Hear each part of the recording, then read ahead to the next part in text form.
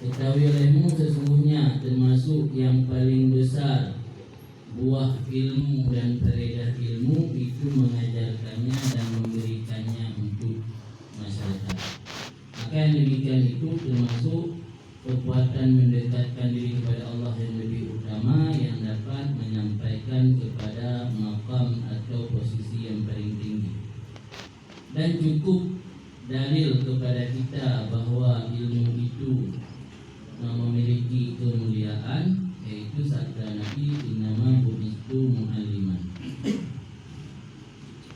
Jadi miatanya orang yang beriman dan orang yang patuh kepada apa yang disampaikan oleh para ulama yang mereka riwayat dari Rasulullah, cukup dalil bahwa ilmu itu, menyampaikan ilmu adalah perbuatan yang paling tinggi derajat dan maqam. Yaitu Nabi pernah bersabda, aku diutus Allah sebagai muallim.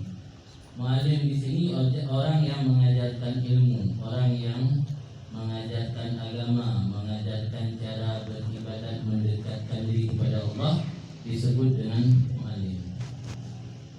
Jadi anak beli dari lelata, hukuman dari Labompang ya anak dulu. Jadi dari yang ada tapi hanya tak amalkan. Nyatanya yakin dan percaya apa yang dipegang Nabi, tapoh menentang haba Nabi bahwa Nabi diangkat oleh Allah jadi muallim, otomatis siapapun yang melanjutkan estafet Rasulullah sebagai muallim juga memiliki derajat dan keutamaan yang tinggi. Wakala dan berkatalah Nabi Musa AS, barang siapa yang belajar ilmu dan mengamalkannya dan mengajarkan orang lain, orang tersebut dinamakan aziman fi malakuti samawati, orang yang memiliki keagungan di kerajaan langit. Ada yang disebut malakut atau mulki, alam malakut, alam langit, alam mulki, alam syahadah, alam yang nampak. Maka sepatutnya bagi seorang yang memiliki ilmu, pertama mengamalkan ilmunya, kemudian mengajarkan orang lain supaya bermanfaat orang lain dengan orang berilmu tadi, maka kekal baginya pahala dan berlanjut pahala baginya selama kekallah ilmunya diambil manfaat hingga hari pembalasan. Jadi bedanya yang nak ilmu supaya ilmunya aktif baik pasif, pertama amalkan itu. Pada kali dah amal itu baru dah ajarkan orang lain, supaya orang lain memanfaatkan ilmu yang nabatanya. Pada orang lain itu memanfaatkan ilmu batanya, baru kitanya kekal pahala selama nak orang itu memanfaat ilmu batanya sampai kiamat dunia. Mana kata ilmu yang manfaat terus kan? Mana amal, mana berarti terus kita manfaat terus belum. Berkata Rasulullah SAW, inna mimma yalhaqul mu'min min ilmihi wa amalihi wa sanati ba'da mautih ilman 'allamahu wa nasyara. Termasuk perkara yang menyusul orang mukmin daripada ilmu dan amal dan kebaikan sesudah kematian, itu ilmu yang dia ajarkan orang lain dan dia kembangkan akan ilmu tersebut. Jadi ilmu yang ada purna lain dan tak kembangkan, yang ilmiah menyusul tanya walau tanya kah tahu Allah. Dan berkatalah Nabi SAW, apabila mati anak Adam putus amal kecuali dari perkara. Pertama sedekah jariah, kedua ilmu yang dimanfaatkan dari orang, yang ketiga anak saleh yang berdoa baginya seseorang. Yang mungkin dalam satu hadis yang tak maklum dan tak biasa disampaikan di berbagai kesempatan, bahwa adanya mereka mati, nah amal yang butuh-butuh macam pertama sedekah jariah, yaitu wakaf. Yang kedua ilmu yang bisa manfaat dari ulun, yang ilmunya yang ketiga yang saleh. Masih ulun yang memiliki kekayaan tapi hanya anu, enggaknya peluang untuk mendapatkan amal yang butuh-butuh melalui sedekah jariah. Nah ulun hana harta tapi na ilmu, peluangnya melalui ilmu. Nah ulun hana harta hana ilmu, peluangnya melalui anak yang saleh.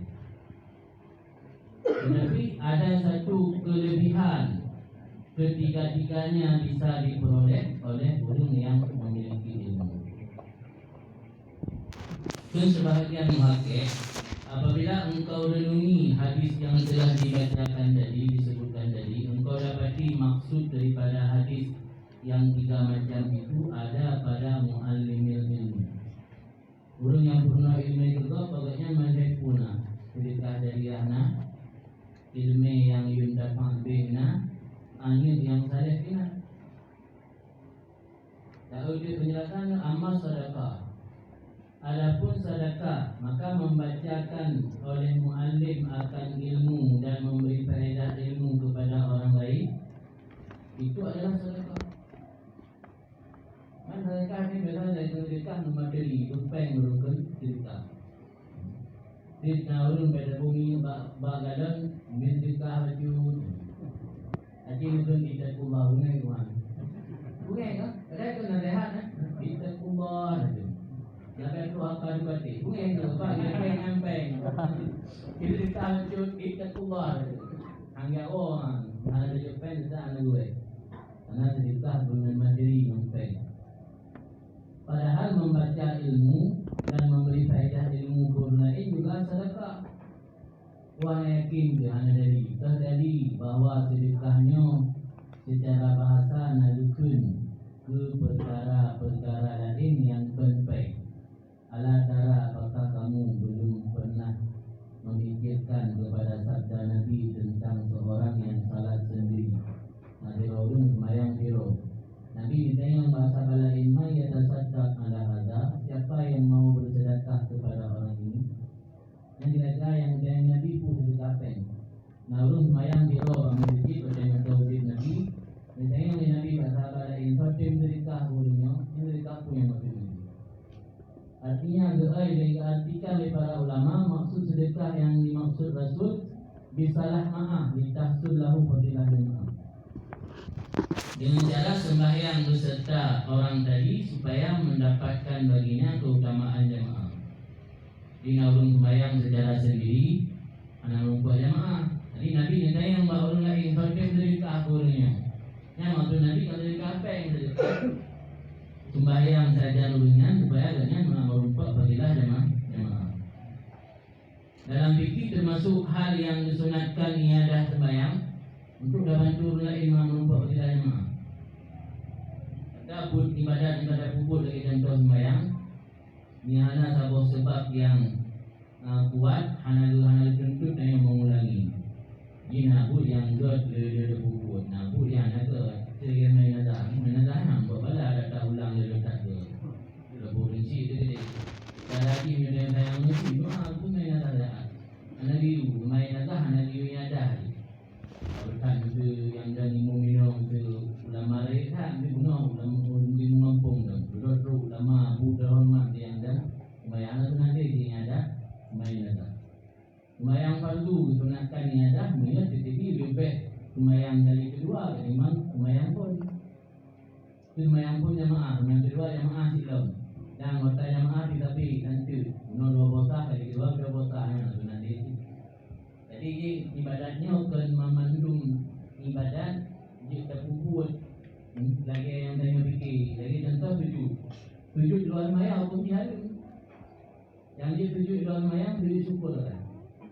Ada orang yang buku sujud dekat bukan sujud nak sujud Allah. Sujud Allah dan sembahyang ni kayak nanti jangan ada buku sujud. Ada buku ni. Jadi ibadahnya hanya terfikir haruna dasar ilmu. Nabi dua tanya agama nak masyru. Nanti ada buku aja di terfikirnya hang. Dan sujud dah agak. Dah Nabi tu bagi agama. Nasib iadah sembahyangnya punya buat wantetanya dah tak ulangi sembahyang na kelebihan keutamaan yang adanya hana sembahyang pertama ni sunatkannya. Termasuk dianjurkan iadah sembahyang untuk supaya hasil fadilah jemaah pun lain. Ni oleh jemaah pun. Belum kira sembahyang jelas tu. Nanti kadang-kadang jelas dia diminta pri jemaah pun tak ada. Kita tidak jelas mangat sembahyang jemaah. Kena menang ada model ngajar dia tidak bantu dia dengan jemaah Ingat makin dilalung dia. Ulung benar itu mendur. Ada dia ulung dia. Jadi kembali ke persoalan sedekah